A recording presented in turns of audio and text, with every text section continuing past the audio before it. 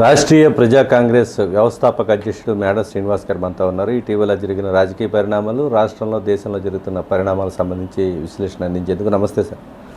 Sir, తాజాగా గోదావరి నదీ కాలుష్యం మీద పవన్ కళ్యాణ్ గారు కీలకమైన వ్యాఖ్యలు చేశారు.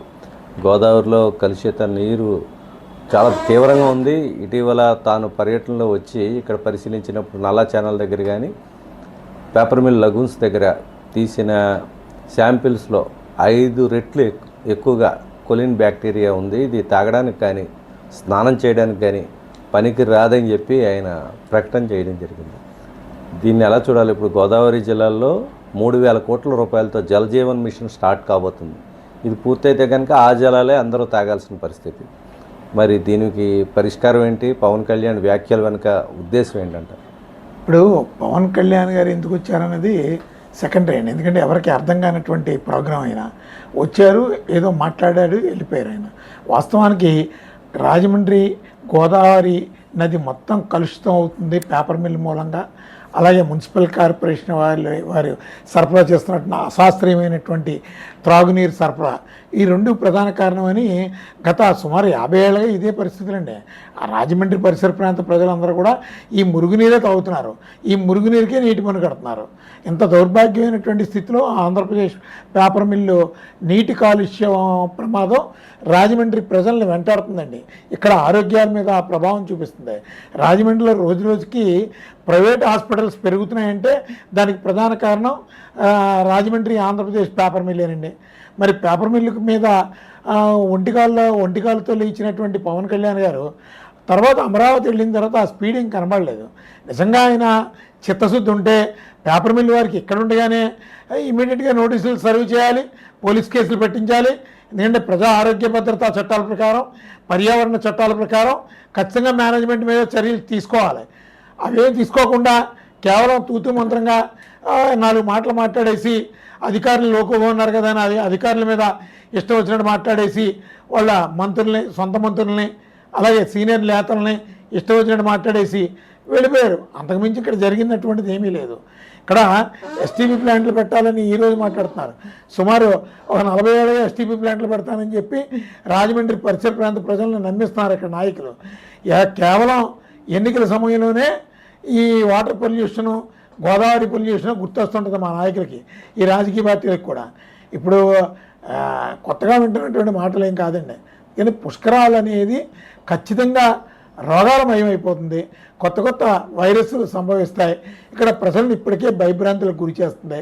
ఇక్కడ పొల్యూషన్ బోర్డు వాళ్ళంతా కూడా 100% లంచాలకు అలవాటు పడిపోయారు. అలాగే మున్సిపల్ కార్పొరేషన్ కూడా పేపర్ మిల్ ఇచ్చేటటువంటి లంచాలకి బానిసలుగా మారిపోతున్నారు. ఈ 2 సంస్థలు ఇక్కడ ఉండే ఉపయోగం లేదండి. కానీ మున్సిపల్ కార్పొరేషన్ వాళ్ళ మీద, అలాగే పీసీబీ పొల్యూషన్ కంట్రోల్ బోర్డు మీద ఖచ్చితంగా క్రిమినల్ కేసులు పెట్టాలి. అదేవిధంగా ఈ గోదావరి ప్రక్షాళన ఒక కార్యాచరణ, ఒక నిధుల్ని దానికోసమే కేటాయించి ఒక అద్భుతమైనటువంటి వాటర్ని ప్రజలకు సరఫరా చేసే విధంగా ఒక సెంట్రల్ గవర్నమెంట్ ఒక ప్రాజెక్ట్ని దీని మీద దృష్టి కేంద్రీకరించాలి. అలాగే రాష్ట్ర ప్రభుత్వం పూర్తిగా చేతులు ఎత్తేసిందండి. గోదావరి జలాల మీద ఎప్పుడు కూడా దీని మీద శ్రద్ధ ఉండదు. అసలు ఇక్కడ ఎమ్మెల్యేలు కూడా ఎవరు కూడా అసెంబ్లీలో కూడా మాట్లాడరు. పార్లమెంట్ మెంబర్గా అసలు అక్కర్లేదు అనుకోండి. ఈ గోదావరిలో ఏం కలుస్తుంది, గోదావరి పక్కనే ఉంది ఏమి, ఆమె ఎందుకంటే ఏదో అతిథిగా వచ్చింది రాజమండ్రి, అతిథిగా ఏదో రాజమండ్రి ప్రజలు మొత్తం మీద గెలిపించారు, ఆమెని పార్లమెంట్కి పంపించారు. కానీ రాజమండ్రి ప్రజలకైతే మాత్రం ఉపయోగం లేదు. కానీ ఖచ్చితంగా రాజమండ్రి ఆరోగ్య ప్రజలందరూ కూడా ఆరోగ్యాలు రీత్యా చాలా ప్రమాదకరమైనటువంటి స్థితిలో ఉన్నారు. కానీ పవన్ కళ్యాణ్ గారు కేవలం అతని సొంత ప్రయోజనాల కోసం అయితే మాత్రం మరోసారి ఆంధ్రప్రదేశ్ ప్రజల్ని, రాజమండ్రి ప్రజల్ని మోసం చేసినట్టే అవుతుంది. కానీ మాకైతే నమ్మకం లేదండి పవన్ కళ్యాణ్ గారి మాటల మీద కానీ, అలాగే ఈ ప్రభుత్వం మీద కానీ నమ్మకం లేదు. మొట్టమొదట నిజంగా చిత్తశుద్ధి ఉంటే నోటీస్ జారీ చేసి ఇమ్మీడియట్గా క్రిమినల్ కేసు రిజిస్టర్ చేయించాలి. క్రిమినల్ కేసు రిజిస్టర్ చేపిస్తే అప్పుడు కాస్త నమ్మకాలు కుదురుతాయి. అలాగే పేపర్ మిల్ని పూర్తిగా ఇక్కడి నుంచి తరలించాలి. తరలించకపోతే వేరే సోర్సెస్ లేవు, వేరే మార్గం లేదు ఇక్కడ. అలాగే పేపర్ మిల్ని పుష్కరాల ముందు ఇమీడియట్గా 3 నెలల ముందు క్లోజ్ చేయమని చెప్పండి. అది జరపాలి. ఇవేమీ జరపకుండా కేవలం పేపర్లకు మాత్రమే పరిమితం అయిపోతున్నారు. ఇప్పుడు నరేంద్ర మోడీ గారు ఆయన్ని కలవడానికి వెళ్ళినట్టు ఈ పేపర్లో చూసాం.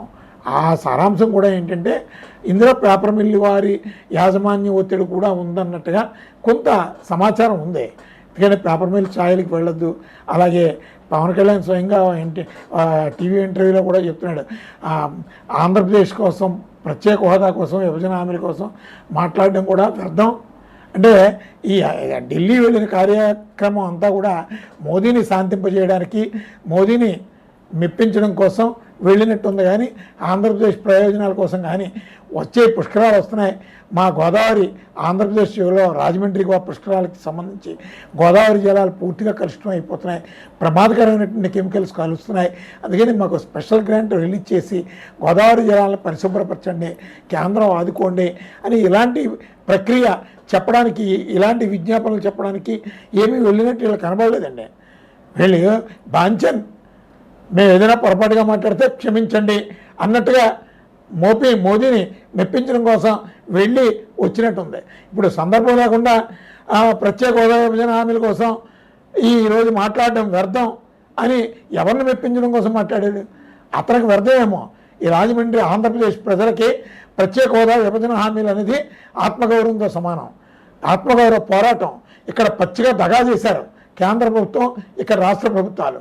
ప్రత్యేక హోదా అన్నది ఎప్పుడు కూడా ప్రాణం ఉన్నటువంటి ఒక ఉద్యమ స్లోగన్. అది ఖచ్చితంగా ప్రత్యేక హోదా, విభజన హామీల కోసం ప్రతి ఆంధ్రుడి హృదయంలో ఆ ఘోష ఉందని ఈ సందర్భంగా తెలియజేస్తాను. అంటే పవన్ కళ్యాణ్కి నిజంగా చిత్తశుద్ధి లేకపోతే అమరావతి వెళ్ళిన తర్వాత పీసీపీ రిపోర్ట్ ఇది 5 రెట్లు అధికంగా మనకి బ్యాక్టీరియా ఉందని ప్రకటించేవాడు కాదు కదా ఆయన. దీని మీద సీరియస్గా ఒక్క చుక్క కూడా కలవడానికి వీల్లేదు. సుమారు 200 గ్రామాలు ఉన్నాయి. ఆ గ్రామాల నుంచి వచ్చే మురుగునీరు వ్యవస్థ కూడా గోదావరిలో ఏమాత్రం కలవడానికి వీల్లేదని చెప్పి ఆయన వారన్ చేయడం కనుక అంటే ఆయన చిత్తశుద్ధి ఉందని అనుకోవచ్చు కదా. అంటే ఎలా అనుకుంటామండి? పేపర్ మిల్లు మూలంగా గోదావరి జలాలు కలుషితం అవుతున్నాయి, ప్రమాదకరమైనటువంటి కెమికల్స్ కలుస్తున్నాయి అని పవన్ కళ్యాణ్ గారికి అర్థమైంది. ఆ నివేదికల ప్రకారం మొట్టమొదటి చేయాల్సిన పని ఏంటంటే మేనేజ్మెంట్ మీద క్రిమినల్ కేసులు పెట్టమనండి. అంతేగాని నోటీసులు సర్వ్ చేసామంటే మేము 50 ఏళ్ళగా చూస్తున్నాం ఈ పేపర్ మిల్లు కాలుష్యం మీద అనేక సందర్భాల్లో ప్రభుత్వాలు స్పందించినటువంటి తీరు.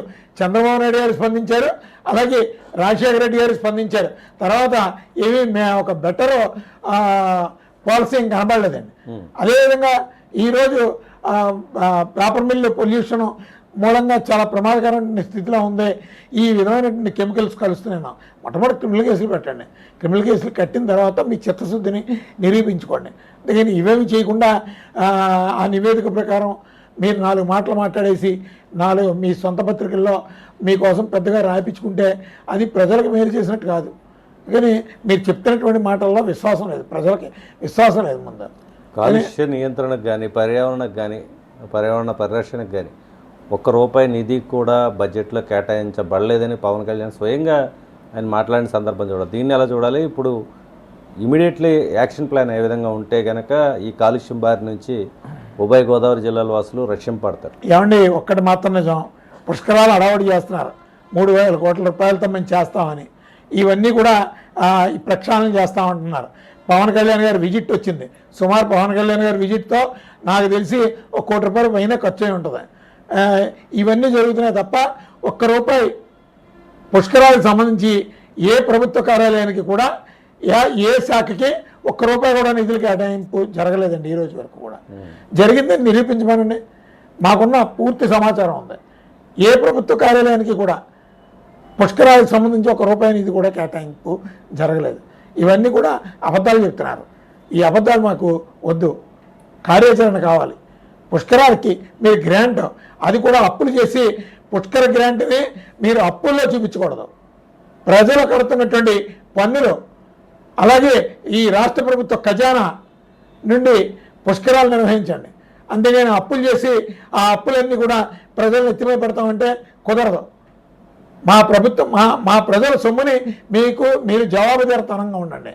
అంతేగాని ఇప్పుడు వచ్చి కనీసం ₹1 కేటాయింపులు లేవు, పుష్కరాలు పేరు చెప్పి మీ ప్రచారాలకు మాత్రం బోల్డని డబ్బులు ఖర్చు పెడుతున్నారు. ఇవన్నీ ముందు మీ మీద నమ్మకం లేదు. చంద్రబాబు నాయుడు గారు దీని మీద స్పష్టత ఇవ్వాలి. ఎందుకంటే పవన్ కళ్యాణ్ గారు చెప్పే మాటల మీద ఎవరికీ నమ్మకం లేదు. చంద్రబాబు నాయుడు గారు రాష్ట్ర ముఖ్యమంత్రిగా పుష్కరాల మీద ఒక రెస్పాన్సిబిలిటీ వాయిస్ మీరు వినిపించాలని ఆంధ్రప్రదేశ్ ప్రజల నుంచి రాష్ట్రీయ ప్రజా కాంగ్రెస్ పార్టీ కోరుతుంది.